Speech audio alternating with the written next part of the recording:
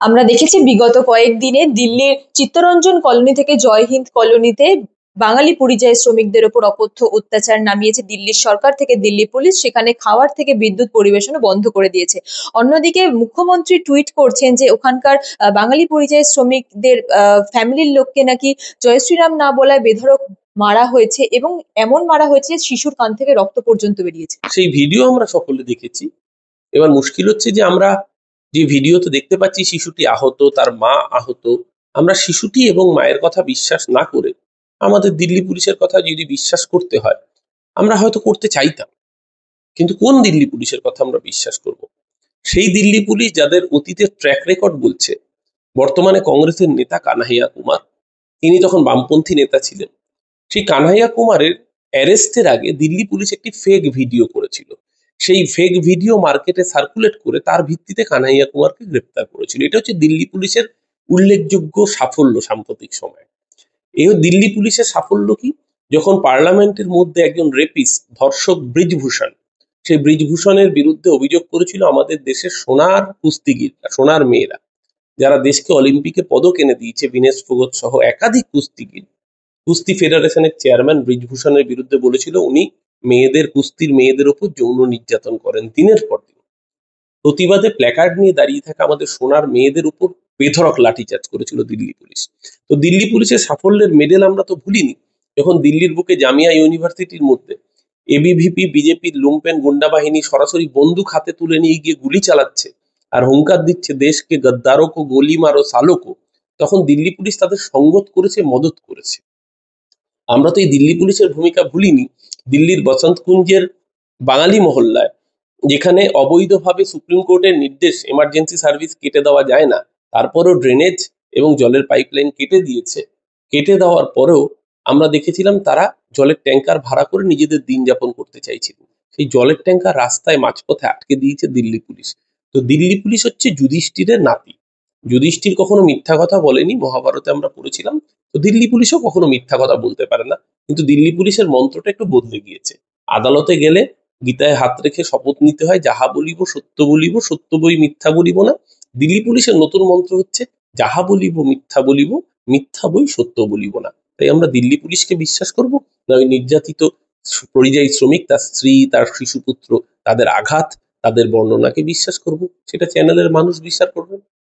একেবারে শেষ প্রশ্নে যাব।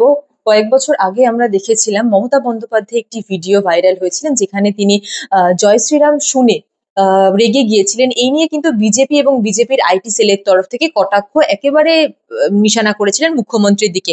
অন্যদিকে গতকাল আমরা সেই একই ঘটনা দেখলাম, শুভেন্দু অধিকারীর কনভয়কে কেন্দ্র করে জয় বাংলা স্লোগান দিয়ে তিনিও ঠিক একই ঘটনা করলেন, তেড়ে এলেন অনুগামীদের ওপর। কি বলবেন? না দেখুন, জয় শ্রীরাম স্লোগান দিয়ে উত্তর ভারতের গোবলয় একাধিক জায়গায় আমরা দেখেছি সংখ্যালঘু মানুষের উপর অত্যাচার হয়েছে। মোহাম্মদ আকলাককে যখন বাড়ি থেকে বের করে এনে পিটিয়ে খুন করা হয়েছিল, খুনিরা জয় শ্রীরাম স্লোগান দিয়েছিল। এবারও উত্তরপ্রদেশের সাম্ভালে যখন মসজিদের মধ্যে অসভ্যতাম হয়েছে, তখনও যারা অসভ্যতাম করেছে দোলের দিন, যাদের জন্য মসজিদ ত্রিপল দিয়ে ঢেকে রাখতে হয়েছিল, তারাও বলেছিল ভারত কা বাচ্চা বাচ্চা জয় জয় শ্রীরাম বলেগা, জয় শ্রীরাম হুঙ্কার দিয়ে।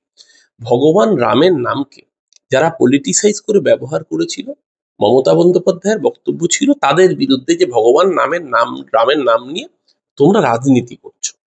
মমতা বন্দ্যোপাধ্যায়ের সাথে জয় শ্রীরামের কোনো বিরোধ নেই। মমতা বন্দ্যোপাধ্যায় প্রতিবাদটা করেছিলেন ভগবানের নাম রাজনীতির আঙিনায় এনে এই অসভ্যতাম করবার বিরুদ্ধে।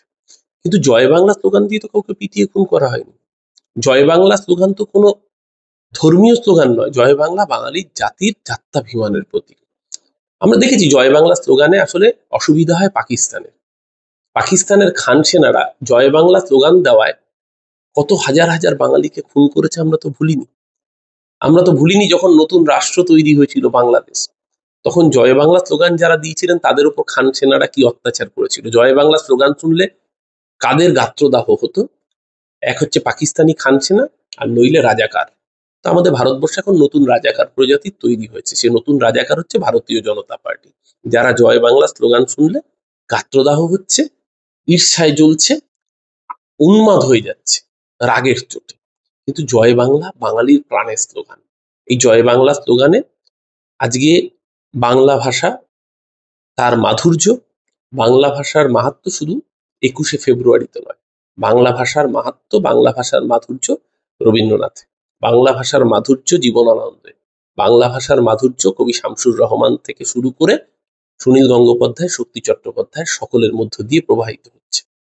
আজকে যখন রাজ্য সঙ্গীত গাওয়া হয়, বাংলার মাটি, বাংলার বায়ু, বাংলার জল, পূর্ণ হোক, পূর্ণ হোক, পূর্ণ হোক হে ভগবান, তখন কি শুভেন্দু অধিকারী গাত্র দেওয়া হয়? কারণ বাংলার মাটি বলা হচ্ছে, বাংলার বায়ু বলা হচ্ছে, বাংলার জল বলা হচ্ছে।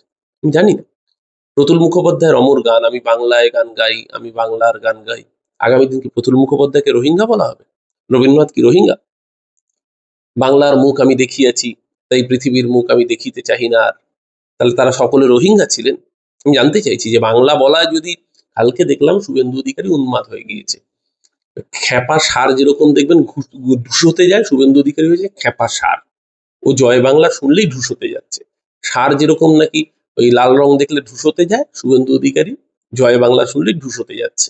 তো এই খ্যাপা সার শুভেন্দু অধিকারী, ও যেখানে যাবে রাজ্যে, বাংলার 10.5 কোটি মানুষ জয় বাংলাই বলবে। শুভেন্দু অধিকারী কালকে যেটা করেছেন তার ফল ওকে ভুগতে হবে। সারা বাংলার যেই প্রান্তে যাবে সেই প্রান্তের মানুষ ওকে জয় বাংলার স্লোগানেই অভ্যর্থনা জানাবে।